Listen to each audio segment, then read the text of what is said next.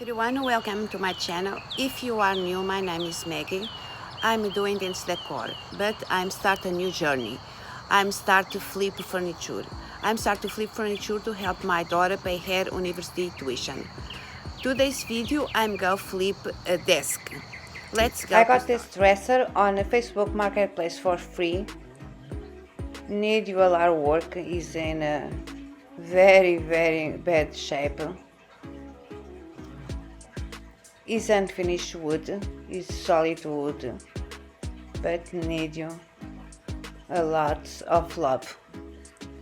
First one, I'm take the hardware off for a good cleaning.